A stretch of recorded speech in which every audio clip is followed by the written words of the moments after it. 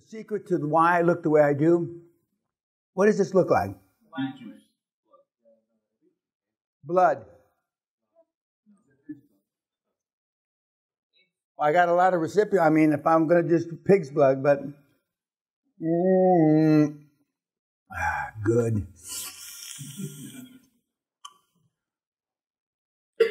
And another secret, not a secret, I suck on a lot of this.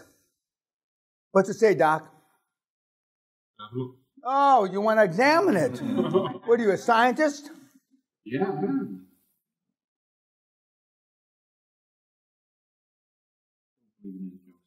Huh?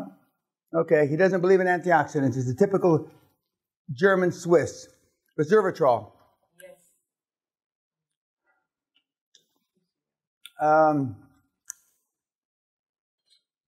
That's exactly what La Paris says. They don't believe in anything. La Clinique La Paris. Kids, we spent the morning, even though YouTube didn't see much of it, about talking about you are forged by what you have seen and done. Unfortunately, the vast majority of the people in this room, around the world, and YouTube haven't seen and done shit, to put it mildly. And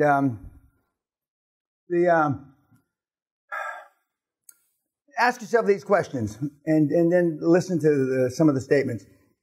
In your entire lives, what have you experienced? Remember, we're products of our social and economic milieu, what we've experienced. The highs, the lows, the middles. Weak, lackluster parents. No high-performance role model.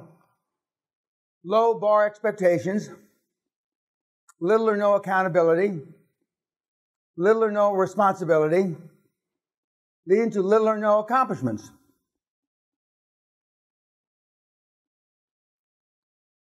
Leading to your snowflake society and you as a snowflake.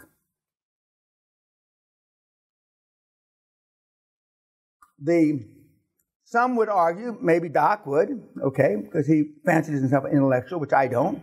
He's just a dipshit Swiss German to me, who hasn't accomplished much in his life, other than a lot more than you because of his scientific yada, yada, yada, okay? You can argue with a point or two. How do you define lackluster, Mr. Peña? Or, cutting to the chase, how do you define snowflake? Am I really a snowflake? What do you mean by snowflake? And we can go on and on, okay? We can argue, you know, the pros and the cons, but the bottom line is, fundamentally, this is where we are. And you can't, the fundamentals are the basis of why you are. You know, some of you had different social and economic backgrounds.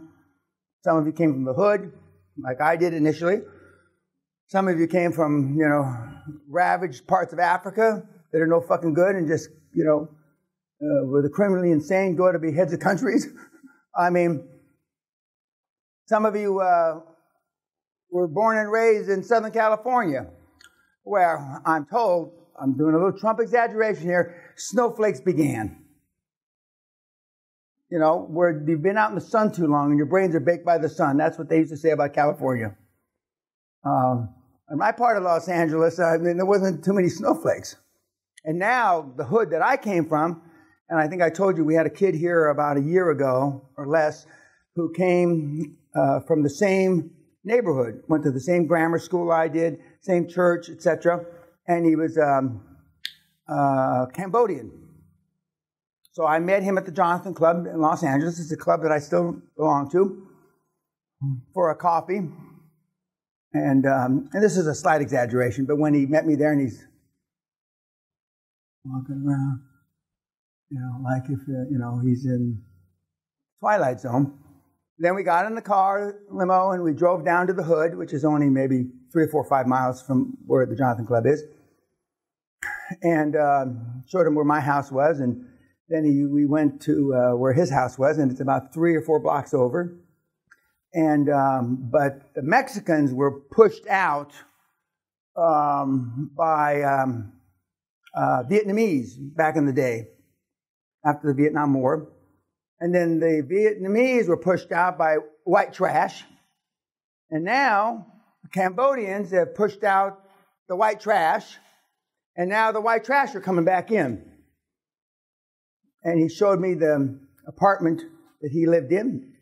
I don't know if he lived in his parents and he lived in the upper or the lower. And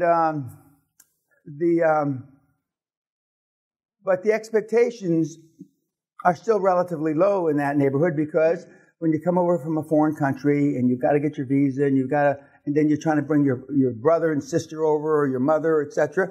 I mean, all they want to do is get a job, etc. It's not that they want to be president of the United States. It's not that they decide, they want to go to medical school. So the expectations in that neighborhood are still pretty low. And when you go to Lincoln High School, and my dad is a graduate, where we sponsor a scholarship the last 10 years, the Emmanuel Peña Student Athlete Scholarship. I mean, it's still 3 or 4 years ago, they canceled the award ceremony because there was a knifing on campus. And I had flown in, Sally and I had flown in to go give the award, and just for that one event. We don't do this anymore. But I mean, just for that event, I said, I can't fly fucking 7,000 to 8,000 miles, spend $25,000 to come in just because somebody got knifed in the chest and canceled the fucking award ceremony. So now my kid brother, the fireman who's deputy chief, whatever, of the Los Angeles County Fire Department, who's there, he gives the awards for us because he's there most of the time, unless he's, trying to keep Southern California from burning up. But the expectations in those areas are still low. Still low.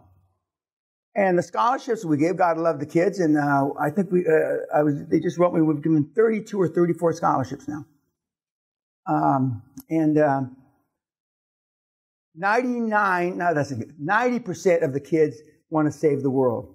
They want to come back to the hood and do good.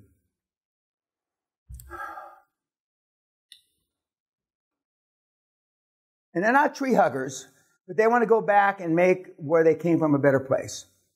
To me, that's different than being a tree hugger. Maybe I'm just deluding myself. Maybe I'm just bullshitting myself. But to me, that's different. And the first scholarship we ever gave was to a Vietnamese kid. And he wanted to be an engineer. He wanted to build bridges and, buildings and stuff. In the hood. And I convinced him that finance was the name of the game. So he went to the University of California at Irvine, I believe, and he changed his major from engineering to finance, and now he's an investment banker. And there's a picture of him on YouTube or something when he came back to make a small talk to the rest of the class that was getting, but he got the first award. And but the kids basically want to come back and be teachers, and there's nothing, that's an honorable profession, teachers. They don't get paid enough, but that's an honorable profession. When I got out, I didn't, and I told Oxford, the same thing, I'm not disingenuous about it. I don't give a fuck about anybody else. I want to do good for me. And then if the aftermath of me doing good for me helps the planet, praise Allah. But only if it's a manifestation, just as you are manifestations of my will to be the best high-performance coach that ever lived, and all the free stuff, and we got people, and thank you for the corrections that you're giving us on the new site, guys. Keep it up, because we rolled it out. But if we were engineers, we'd still be spreadsheeting that new site, because there have been a few errors. But that's why thank you for all the corrections you helped us find. But I'm only interested in the fact that you guys, through you, if I help the world, that's great. But I'm not going to give you in your weekly report, go help the world. That's probably, if I say that in a weekly report, you know that probably somebody's got a gun to my head. And even if they had a gun to my head, they could shoot me in the head and it'd bounce off. I don't give a fuck, So that's not going to bother me. But something's wrong when I start doing that. And as I've said, all the other guys, and a lot of them do a lot of good. A lot of them do a lot of harm because they're teaching the wrong shit. Thanksgiving, no, not Thanksgiving. Valentine's Day, 50% off all my product. What does that mean it was worth the day before Valentine's Day? 90% off Christmas. What does that mean the product was worth before Christmas? Did you buy it? You can't help yourself. Default. You can't help yourself. You know, P.T. Barnum said, there's a sucker born every minute. He was wrong. P.T. Barnum should have said, there's a sucker born every motherfucking second, or microsecond. Because you're looking for short-term solutions for long-term problems. But now that you know that little ditty, short-term solutions for long-term problems, okay? Think about the things that you're doing. When we talk about goal setting in a couple days, everybody in this room can add a minimum of 3 zeros. A minimum of 3 zeros. Those of you that listed monetary goals. There's 7 digits in $1 million. You got it? 2 million. Because you'll never excel or go beyond your highest expectation. You won't. You won't. And that's why, again, when we're talking about, affirmations, you want them to be bodacious. You want them to be with a lot of adjectives. And we'll talk all about that, and we'll walk you through, and we'll have an exercise about writing goals. Now, any questions on this? Or, any defense of snowflakes? Let's start there. I'm sure I'll get a wrath in my YouTube comments about defending the snowflakes. And now some of the snowflakes are 30, 40 years old, even into their 50s, because they've been around a generation. They've been around a generation. And now there are people that have come to this seminar, may Allah be my witness, that had never heard, didn't know what a snowflake was. We had one very wealthy guy who didn't know who Tony Robbins was. And Tony, I'm sorry, I'm not picking you out, but everybody looked at the guy and he sat in the back. What? They didn't believe it. I see we have name tags now. Better late than never. I don't really believe in that. We'll talk about better late than never. But we have had people that have lived, it's like the guys that up until about 10 or 15 years ago still thought World War II was on, and they got them in the islands, Okinawa Islands, and they came out. Japanese kids that are now old men. There are people that live under rocks. And we've had a few here. And I can't believe it. And it's normally the guys that don't watch TV, don't know what the internet is, etc. And some of which live up in the mountains. The guy that didn't know who Tony was lived up in the upper near Cold Lake or something in Canada. Where, I don't know what happens there, but other than it's 60 below zero. Okay, no defense? What's the cure? Oh, yes, ma'am. It defines snowflake, because when you think of a snowflake, you think of, you want children to be unique. Oh, now see, you're putting a positive you're an educator, doctor. You're putting a positive spin on it. That's right. You're right about that. And we're going to talk about snowflakes. Later on, I think it's tomorrow. No, snowflake is basically no worldly experience, yet they are making decisions based on a world they don't understand. They don't like, but they don't understand. And generally speaking, no balls. Although Charlotte, I don't think any of those were snowflakes fighting in Charlotte when they were hurting each other. Although I told you about the woman. If I was that guy, it's plain as, you can see it on YouTube, where if I was that guy duking it out and losing the fight to that woman, why would a guy that can't even beat up a girl go to a fucking riot where they're hitting each other with clubs? I don't get that. So snowflake is, they're making decisions about a world they don't understand, and it's not really their fault they don't understand, because their parents didn't understand and they didn't teach them any better. But it is their fault because news is instantaneous on the internet. They could get educated if they wanted to. But they're happy in their little bubble wrap life. I used to use the analogy. Australia, kangaroo, a baby kangaroo's in the mommy's tummy, right? It sticks its head out, looks around, and then it wants comfort. It wants warmth. It wants security. It goes right back in the mommy's tummy, right? That's where we are now, in my judgment, with civilization. The Greeks had their day, the Romans had their day, and whoever else, the other civilizations. We're having our day. But the question is, are we in the third inning of life? In baseball, 9 innings in a game. Are we in the 6th inning in life? Or are we in the 9th inning, the bottom of the 9th, with 2 outs? Meaning there's only one more guy to bat. I believe we're in the 7th or 8th inning of life, of humanity. That's what I believe. And since I'm going to live well into my hundreds, I'm not going to see it, the end. And we can change. We still have plenty of time to change things. And I'm not talking about the ozone layer. We got plenty of time to do the things that Secretary Mattis did and to push North Korea back in its hole. But the North Koreans, I mean, there's African countries left, right, and center that are, belligerent bullies. There's still a lot of bullies on the planet. And if love got the job done,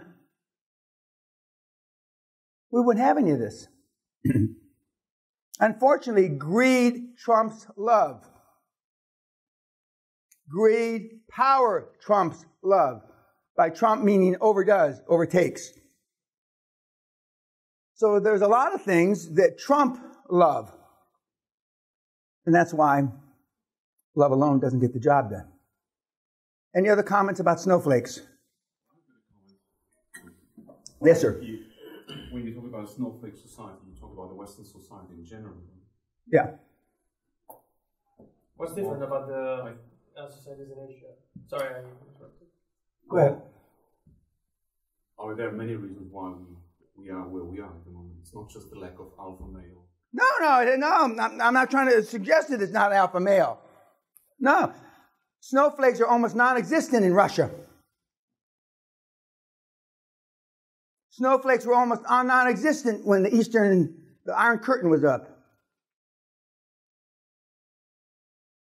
And I'm not saying that we go back to authoritarian, dogmatic dictatorships.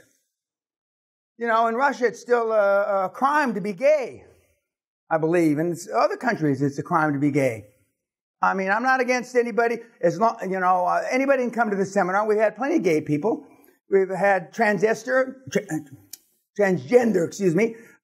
but we didn't have guys dressing like girls because that disrupts the group. You're transgender. God, who gives a shit? I don't care. I don't care if you, as my daughter would say, I don't see color. I don't see sex. All I see is you poor fucking retards. It's going to be heavy. Like Sally says, my back is fucked up with my arthritis because I've been dragging you fuckers across the goal line like Forrest Gump for so many years. But I'm still strong and powerful, so, I'm not going to die anytime soon, and I don't plan on quitting anytime soon. So you're right, but I'm not suggesting that the only alternative is to be Stalin or to be Ho Chi Minh. But someplace in between are snowflake, 20-something-year-old who a stiff drink and a good fucking kill him, and Ho Chi Minh. There's got to be a place in there, someplace. And we've swung way past it, in my judgment. And as General Mattis said, the adults are in charge now in America. I can't speak for the other countries, although I've lived in this country over 30 years. And I've lived in Asia 12 and a half years. On that happy note, thank you, YouTube.